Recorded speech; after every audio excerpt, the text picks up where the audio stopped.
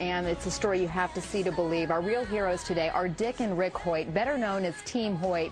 And if you haven't heard of them yet, be prepared. They're almost legends in their own right, and you'll see right now why they are heroes to so many. This is one of the greatest love stories of all time, a story of a father who climbs mountains and runs to the ends of the earth and back to give his son a better life, a life that transcends the limitations of his body. Rick Hoyt's fight started at birth 44 years ago when the umbilical cord was wrapped around his neck. He looked beautiful and he was strong and he was laying on his stomach, and I thought he was doing push-ups, but what it was, he was having spasms. The doctors told Dick and Judy Hoyt that their son had cerebral palsy and would never be able to walk or talk. They said, forget Rick, put him away, put him in an institution. He's going to be nothing but a vegetable for the rest of his life. And we said, no, we're not going to put Rick away. We're going to bring Rick home and bring him up like any other child. So when the Hoyt family went to the beach for a swim, Rick went too. He'd sink down to the bottom and he'd look up and start laughing. He played street hockey. We'd just get a stick and push him in a chair and hold the stick for him. We did everything with him that we did with the other two boys. And Rick responded. And you look in his eyes, and he was looking right at you, and you could tell that he understood everything they were talking about.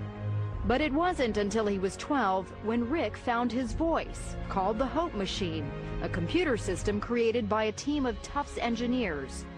Hopefully people will look at me as an intelligent person and look past my disabilities. He could tell us exactly what he wanted, how he felt, you know, where he wanted to go. And it got him to go to school, and he got to be able to talk to a lot of other people. It was at high school where Rick first learned of a 5-mile charity road race for a paralyzed teenager. And he said, Dad, I have to do something for him. I want to let him know that life goes on. For Dick, who wasn't a runner, it was a call to action as a father.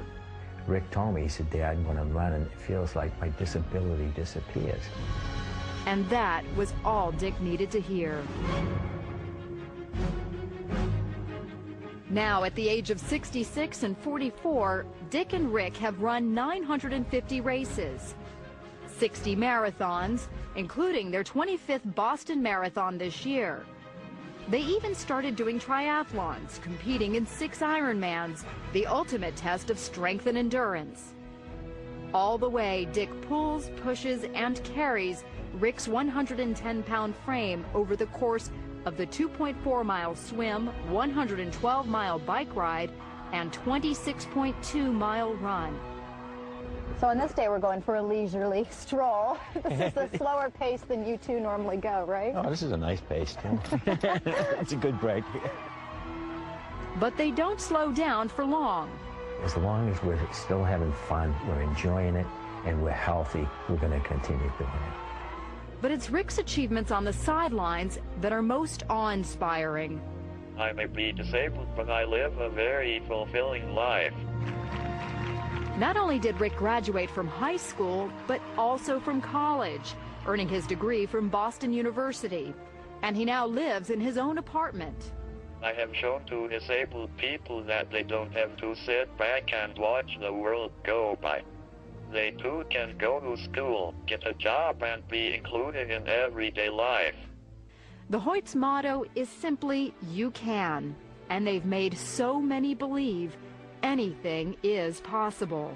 He's competing in road races, competing in triathlons. And all of a sudden, all of these videos are popping up on us, and people are emailing them around the world, and it's just a great feeling. I read them an email they recently received, one of thousands, from a perfect stranger. I write this because I'm a father, and to my shame, I have been nothing like you, Dick.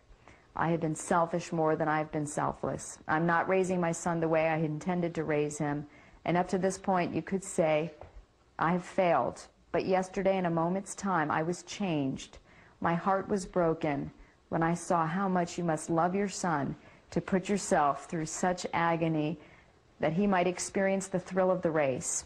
Yesterday, it became less about me and more about being my children's father. I thank you, sir. You hear this over and over again. Yes, yeah.